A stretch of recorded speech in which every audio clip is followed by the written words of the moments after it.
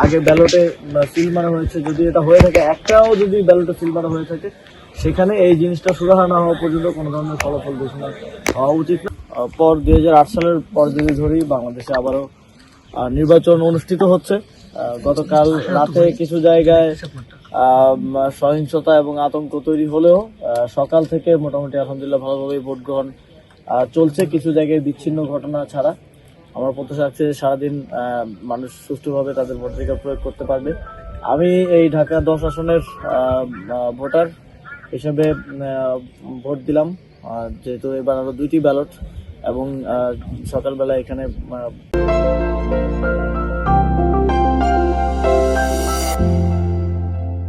ভোটারের পরিমাণটাও একটু কম হলেও খুবই সুষ্ঠু পরিবেশে নির্বাচন অনুষ্ঠিত হচ্ছে। এবং আমি ভোটার ছিলাম আগে 2টা নির্বাচনে, কিন্তু ভোট দিতে পারিনি। এবারই প্রথম ভোট দিতে পারলাম, এবং এটা মনে হয় আমাদের মতো আরো প্রায় 4 কোটি তরুণ ভোটারদের জন্য প্রথম ভোট দেওয়ার অভিজ্ঞতা।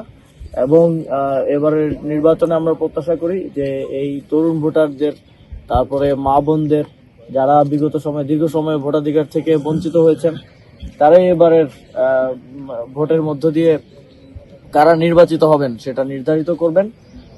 এবং সারা দেশে যেই মানুষ বাঁধভাঙা উল্লাস নিয়ে ভোট দিতে যাচ্ছেন, ভোটাধিকার প্রয়োগ করতে চাচ্ছেন, সেটা যেন সুষ্ঠুভাবে প্রত্যেকের নিরাপদে ভোট যার যার ভোট প্রদান করে নিরাপদে বাড়ি ফিরে যেতে পারেন, এবং প্রত্যেকটি জায়গায় যেন শান্তিপূর্ণভাবে নির্বাচন অনুষ্ঠিত হয়, সেজন্য আমরা বারবারই আহ্বান জানিয়ে আসছি। আবারও আহ্বান জানাবো আমাদের সংশ্লিষ্ট আইন শৃঙ্খলা রক্ষাকারী বাহিনীর ভূমিকা আপনারা কি দেখছেন? আসলে আমরা আসলে খুবই হতাশ। আইন শৃঙ্খলা রক্ষাকারী বাহিনী সহ যারা নির্বাচন পরিচালনার দায়িত্বে যেই সংশ্লিষ্টরা আছেন, তাদের ক্ষেত্রে আমরা গতকাল রাতে আমাদের প্রার্থীদের বিভিন্ন আসনে সহিংসতা হয়েছে।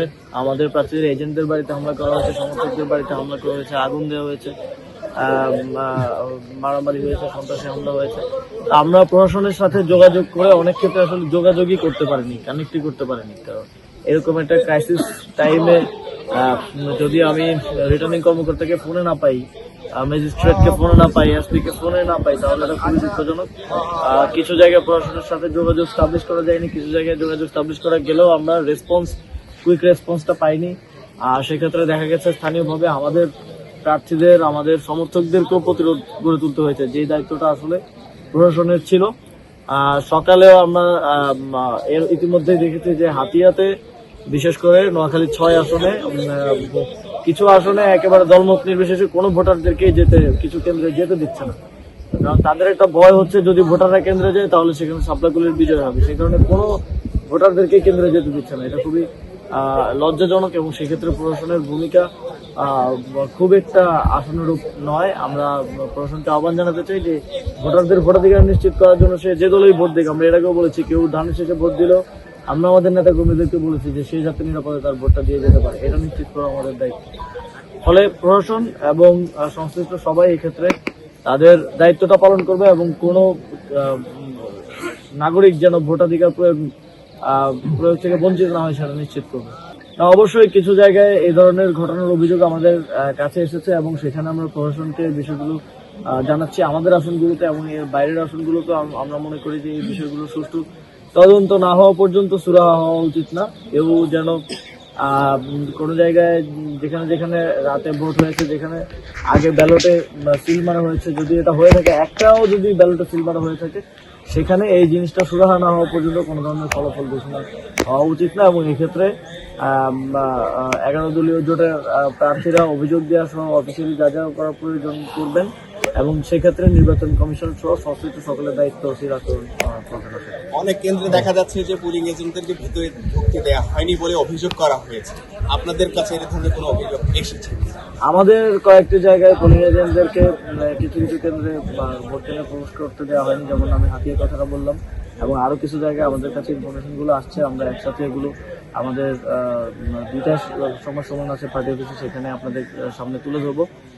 তবে এইটা খুবই হতাশাজনক যে স্থানীয় প্রশাসন আর রিটার্নিং কর্মকর্তারা যারা দায়িত্বে আছেন, এবং আইন শৃঙ্খলা রক্ষাকারী বাহিনী যারা দায়িত্বে আছেন, যে পোলিং এজেন্ট যেখানে কেন্দ্রে ঢোকার অ্যাক্সেস পাচ্ছে না, সেখানে সাধারণ ভোটারদের ভোটাধিকার প্রয়োগের ক্ষেত্রে আসলে সংখ্যাটা রয়েই যায়। এবং আমি যেটা বললাম, অনেক জায়গায় বিএনপির নেতা কর্মীরা ভোটারদেরকে কেন্দ্রেই যেতে দিচ্ছে না, একেবারে দলমত নির্বিশেষে কাউকে যেতে দিচ্ছে না। কেউ যদি ধান শীষও ভোট দিতে চায় তার সেই সুযোগটাও কেড়ে নেওয়া হচ্ছে। তো আমরা দেখেছি যে বিএনপি বিগত সময়ে গণতন্ত্রের জন্য তারা আন্দোলন করেছে, তারা ভোটাধিকার বঞ্চিত হয়েছে, তারা নির্বাচনে পার্টিসিপেট করতে পারেনি।